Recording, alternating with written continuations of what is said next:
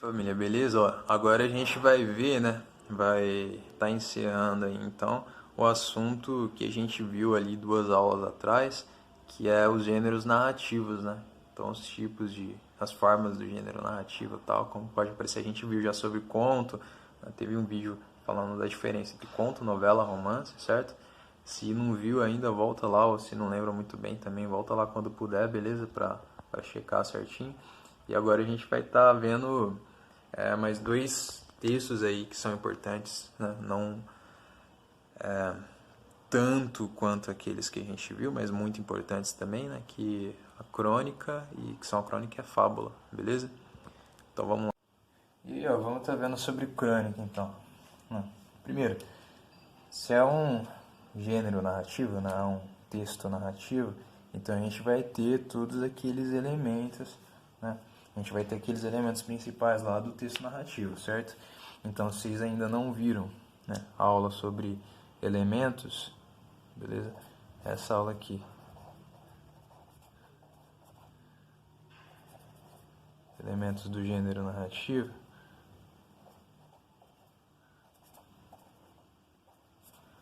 elementos do texto narrativo, né? Volta então nas aulas anteriores, beleza? Para poder estar acompanhando bem. Mas olha só, então a crônica ela vai ser um texto em prosa também, certo? Aqui ó, vai ser em prosa, é um texto em curto também, como conto, né? A gente vê que o que define o conto lá atrás não é o fato dele ser curto, né? Mas é assim, a quantidade de conflitos que ele apresenta tal é muito diminuída em relação à novela e principalmente em relação ao romance, certo? Volta lá se não tá lembrando disso, beleza?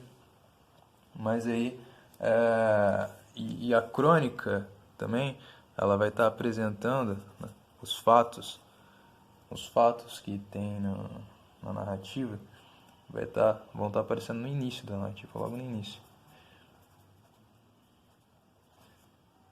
No geral, beleza?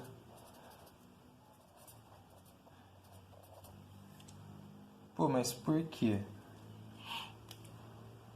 Assim, é porque apresentando os fatos logo no início, né, e geralmente fatos do cotidiano,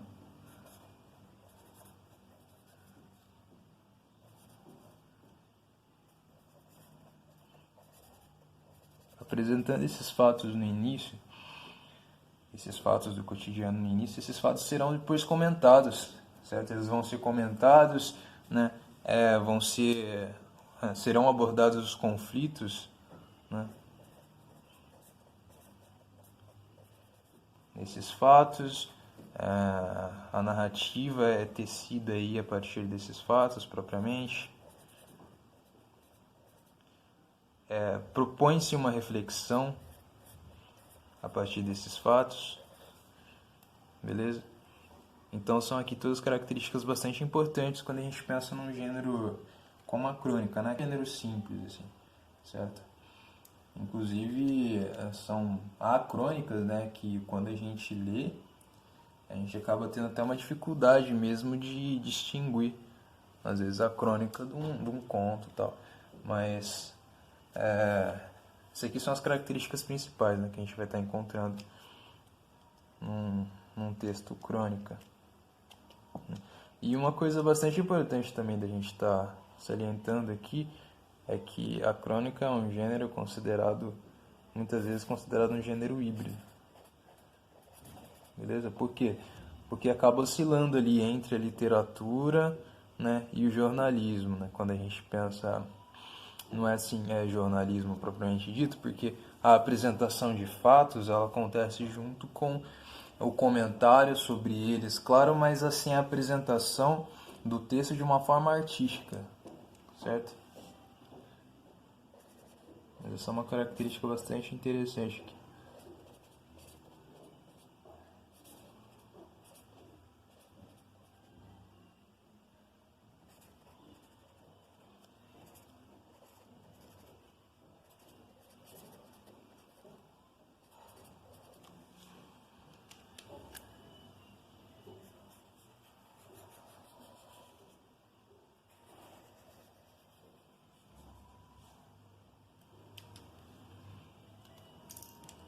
questão bastante importante também é que é a respeito da linguagem, né, que essa crônica vai estar apresentando, né? Ela vai necessariamente ter uma linguagem mais direta, certo? Quando eu falo assim uma linguagem mais direta, na verdade, quer dizer uma linguagem mais próxima, mais próxima do leitor. Porque ainda assim, né, serão utilizados muitos artifícios, muitos recursos poéticos também na crônica, né? Podem ser utilizados, mas aí acaba sendo um texto que tem uma linguagem assim, mais próxima do leitor, porque vai estar comentando, né, fatos do cotidiano e tal, só que vai estar comentando de modo a trazer alguma reflexão, né, enfim, que aí pode ser de todo tipo, né? O caminho que acaba sendo tomado aí, vai ser um caminho que vai variar bastante. A gente pode ter uma crônica que vai ter um veio mais humorista, certo? Então vai mais pro lado do humor. A gente vai ter uma crônica que vai ser mais reflexiva no sentido de ser uma crônica mais filosófica, né? Ou então mais politizada. E traz formas de se questionar um determinado fato, né? Ou um fato do cotidiano, um determinado aspecto daquela realidade, certo? Daquele tempo em que vive o autor da crônica, a autora da crônica, certo? Sei lá, pode ser uma crônica mais lírica, né? Beleza? Mas, assim, o principal. Então, é um texto curto, em prosa, né?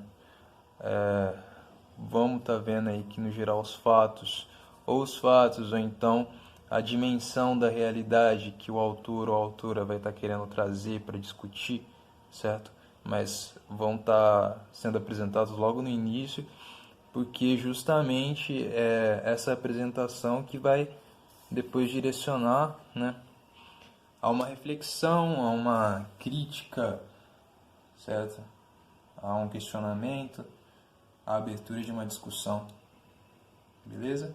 E aí, pessoal, muito importante, eu vou deixar links, né, aí na descrição do vídeo, vou deixar uns links para alguns exemplos, beleza? De crônica, e vai ser muito importante estar lendo eles, que depois também vou propor algumas atividades para a gente estar desenvolvendo juntos aí, beleza?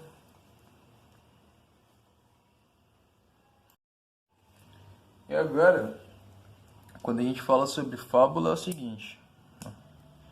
Também é um texto que vai estar contando uma história, né? Que vai estar narrando uma história. É um gênero narrativo, beleza?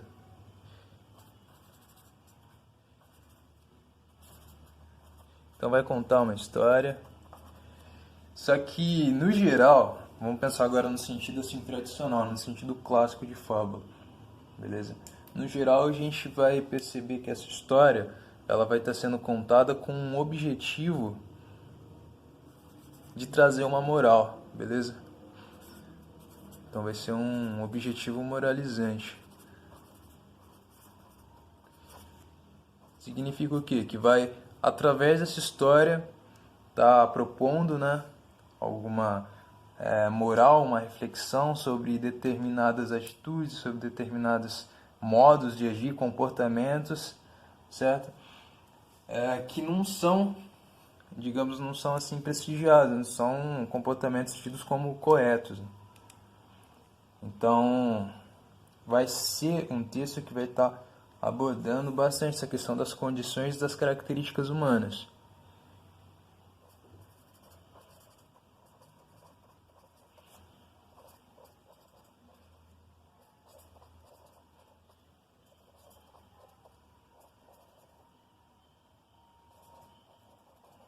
Beleza?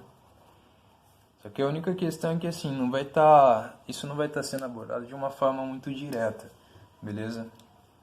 Isso vai ser abordado de uma forma alegórica.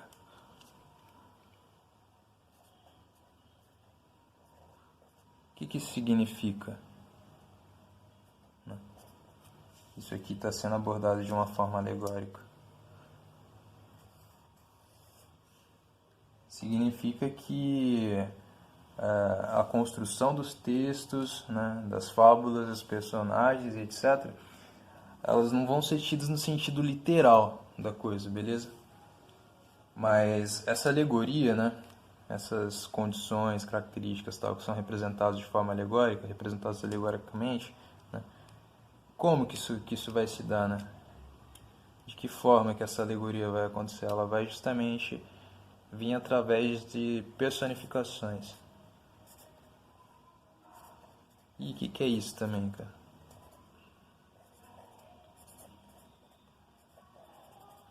Acho que vocês vão lembrar lá da aulinha de figuras de linguagem, certo? Mas aqui, né, eu tô falando assim, personificação de animais, ou sei lá, vegetais, ou deuses, enfim. Eu quero dizer com isso, deixa eu ajeitar aqui, mas eu quero dizer com isso, né, que o que vai estar marcando é que as personagens vão ser ou animais, ou vegetais, ou deuses, enfim, figuras não humanas, beleza? Mas personificadas, né? Então, figuras não humanas, mas que vão estar exercendo comportamentos que são humanos, né? Vão estar falando, vão estar discutindo, enfim. E através dessas figuras, as características humanas, né, as condições humanas, elas vão estar sendo representadas, beleza? Um exemplo que eu acho que dá pra gente lembrar que é bem conhecido, no caso, é aquele exemplo lá da lebre e da tartaruga.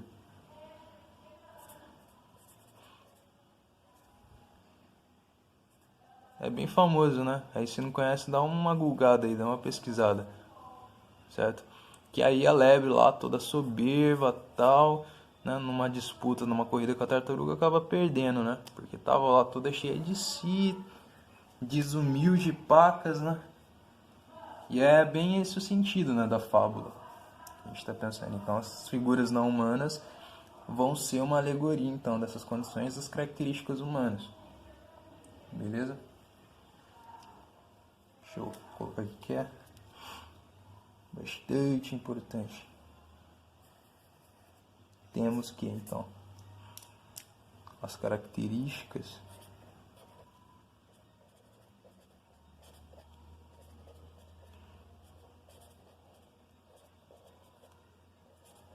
dos animais ou deuses, seja lá o que for, representam características humanas. Representam características humanas. Beleza?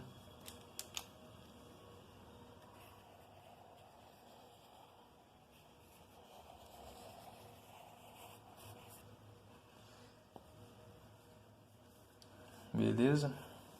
Então, um exemplo, né? Vamos supor que numa fábula, né? Numa certa fábula aí, uma personagem seja um leão.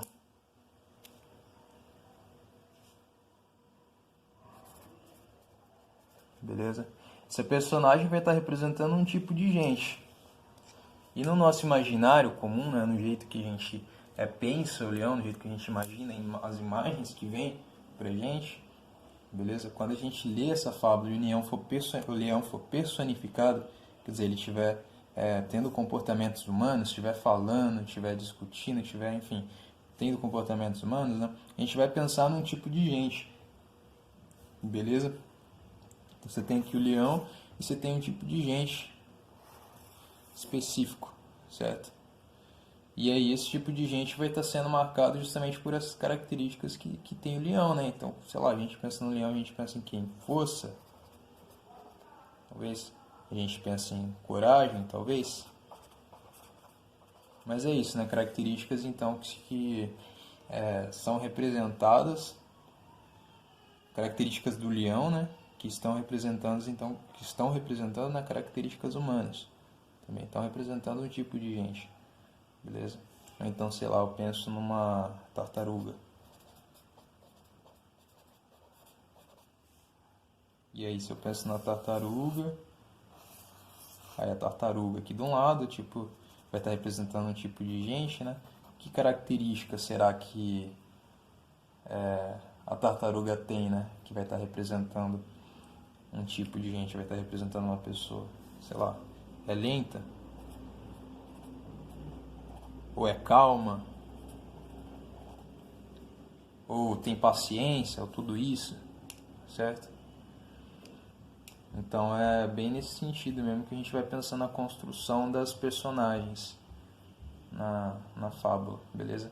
Só que uma coisa que eu quero atentar, gente, é que é o seguinte: tem uma fábula, se não me engano, é O Oceão e a Morte, ou O Velho e a Morte, né? Acho que é O Velho e a Morte. Eu nem entrei em contato assim com o que seria o texto original, né? Mas tem várias versões. Aí, O Velho e a Morte, que é baseado, se não me engano, numa fábula do Esopo. E é uma fábula, tá ligado? É uma fábula. E pode ver que tem também uma figura humana aqui. Só que a outra figura, ela não é humana, né? A morte aí é uma entidade e tal. Só que as características, só que tem todas as características de uma fábula propriamente. Beleza? Então tem, através dessa construção aqui alegórica, né? De um diálogo entre o velho e a morte, o desenvolvimento de condições, de características ou comportamentos humanos para que depois, no final, se possa contar uma moral, beleza? Então tem um objetivo moralizante aí.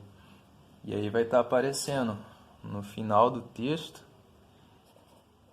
em letras grandes, moral, dois pontos. E tralalá, aí vai estar falando, né? Moral, né? O egoísmo nunca leva a lugar nenhum, por exemplo. Ou algo desse tipo. E isso pensando assim no formato clássico, beleza? De fábula. A gente vai ver alguns exemplos agora. Né? A gente vai ver exemplos de duas fábulas. O primeiro texto que a gente vai ver junto é um texto aqui baseado nesse O Velho e a Morte, né? Que é mais puxado aí para esse sentido tradicional, esse sentido clássico aí da fábula. E o segundo texto a gente vai ver que já foge um pouco, né? E a gente vai ser bom para a gente pensar um pouco melhor aí esse gênero, tá? Vamos lá então. E aí, pessoal, olha só. Vamos ver um exemplo de uma fábula aqui então, né? Que a gente vai vendo que tá bem ali naquele modelinho que eu mostrei, né? No sentido assim bem clássico mesmo da fábula, uma forma bem clássica. Tirando que uma das personagens aqui é uma pessoa, né? É um velho, e a outra personagem aí no caso é a morte, que é uma entidade, né? Então aí nesse sentido não é tão próximo do tipo mais comum, né? Que a gente vê com animais. Acontecer muito com animais, assim, as personagens serem animais. Mas vamos lá, ó. O velho e a morte. Cansado, solitário, preso a uma vida de trabalhos extenuantes, né? Exaustivos, né? Muito cansativo. O homem velho seguia pela estrada carregando nas costas um pesado feixe de lenha que levava para casa. Mesmo assim, ele continuou caminhando com passos curtos e hesitantes rumo ao seu destino, até que, quando a fadiga tomou conta do seu corpo, o pobre ancião deixou cair ao chão a carga que suportava nos ombros, deitou-se e exclamou agoniado: Morte, por que não me libertas? No mesmo instante, a morte surgiu no local e perguntou ao homem o que ele desejava. Mas este, levantando-se de um pulo, juntou as mãos como se fosse rezar e respondeu depressa: Por favor, dona Morte, me ajude a pôr esse feixe de lenha nas costas.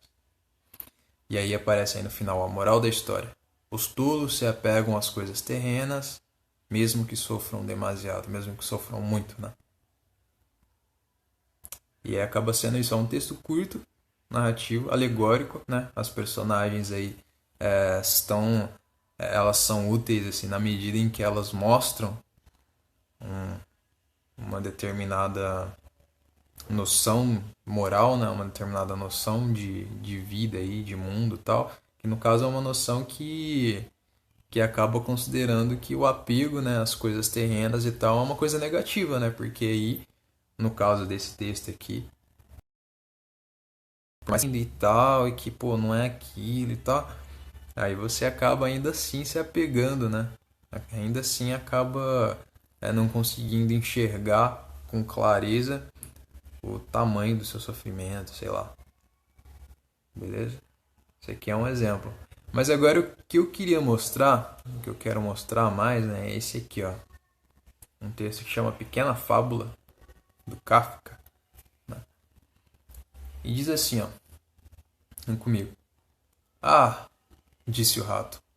O mundo tornava-se a cada dia mais estreito. A princípio era tão vasto que me dava medo. Eu continuava correndo e me sentia feliz com o fato de que finalmente via à distância, à direita e à esquerda, as paredes. Mas essas longas paredes convergem tão depressa uma para a outra que já estou no último quarto e lá no canto fica a ratoeira para a qual corro. Você só precisa mudar de direção, disse o gato e devorou. Interessante, né? Olha só, primeiro, a gente vê, né, logo de cara, antes de a gente pensar um pouco aí no sentido do texto, logo de cara, não tem aquela frase final, né? Moral da história.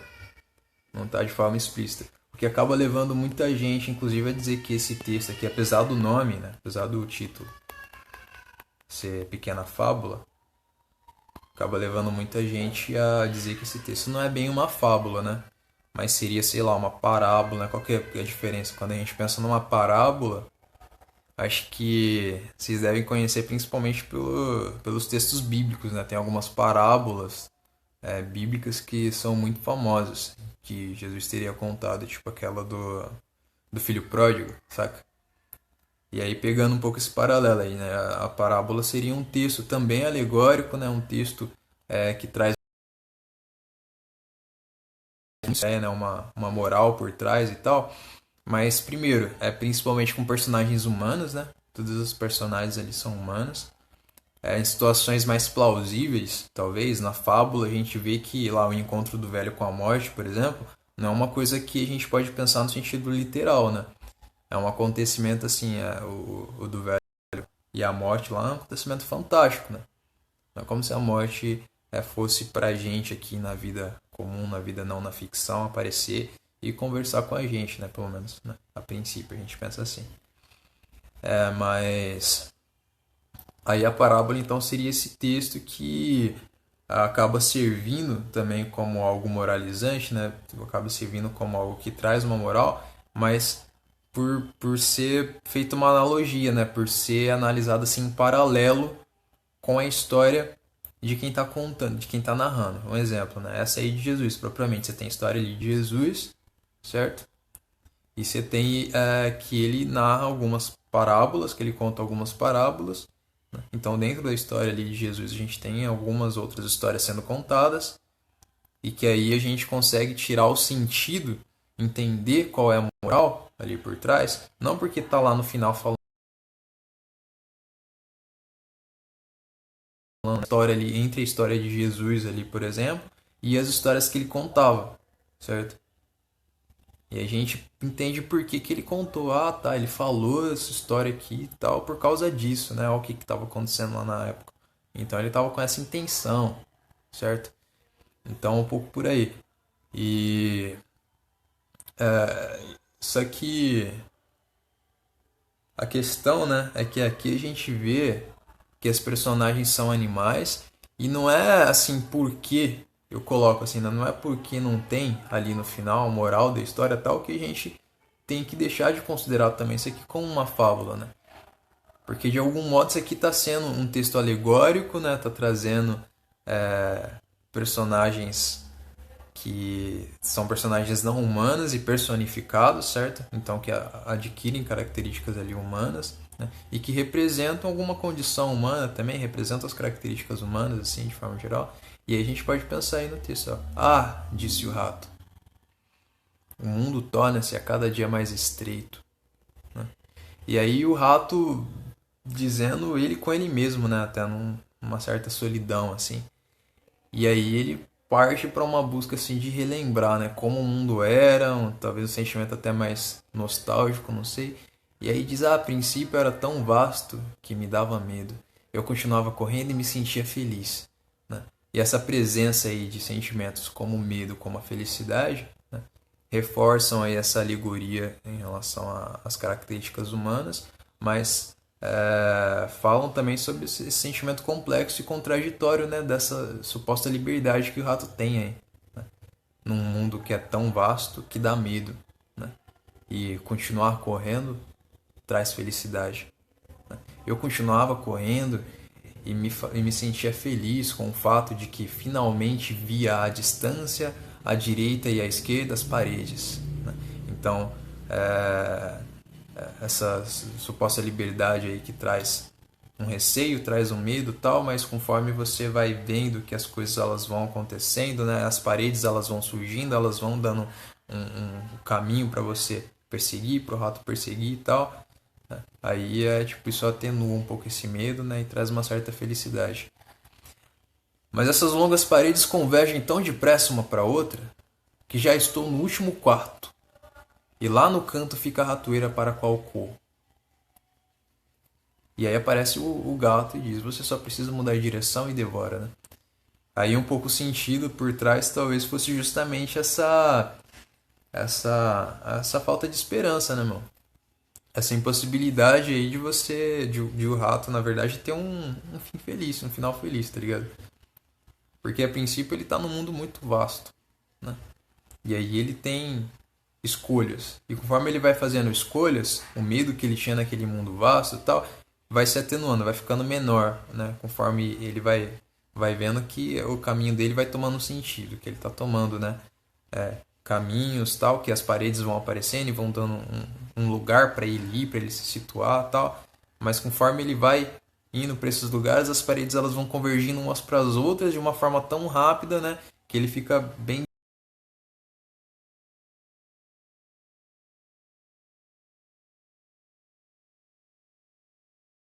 assim, ou ele vai acabar na ratoeira, ou ele vai acabar sendo devorado pelo gato. Afinal, o que diz de forma muito irônica é: mas você só precisa mudar de direção, né? Isso acaba sendo uma maneira até muito pouco esperançosa de pensar essa ideia aí de liberdade ou de destino, né? E tem uma carta, se não me engano, que o Kafka escreve, eu não lembro para quem, mas que ele fala algo nesse sentido aí, né? Tipo, pô, será que não tem esperança pra gente? Não, será que tem esperança? Não tem esperança? Não. Aí ele diz assim, pô, acho que tem esperança, né? Há esperança, mas só não há para nós, certo? Eu acho que esse texto aqui, né? Essa pequena fábula ilustra um pouco isso aí, no caso. Beleza? Mas aí é só o principal, só que eu queria mostrar através desse texto, desse textinho aqui, é que ele acaba fugindo um pouco, percebeu? Ele acaba fugindo um pouco daquele sentido tradicional, clássico ali da fábula e tal. Isso é pra gente ver como que os gêneros, né, narrativos, os gêneros literários, eles, com o passar do tempo, eles acabam passando, né? Eles podem passar por certas mudanças, certas modificações em alguns textos específicos, ou até passar por mudanças tantas, assim, mudanças que a gente acaba admitindo, né? Um subgênero, enfim, algo nesse sentido. E é um pouco aí, né? Essa pequena fábula, ela não tem aquela forma tradicional, né? De vir no final com uma moral, né? A moral da história, tal, tal, tal, tal. Beleza? Mas é isso que eu queria estar mostrando, tá, gente? E aí qualquer coisa, lembrando, né? Qualquer coisa dá um salve, chega junto, viu? É nóis.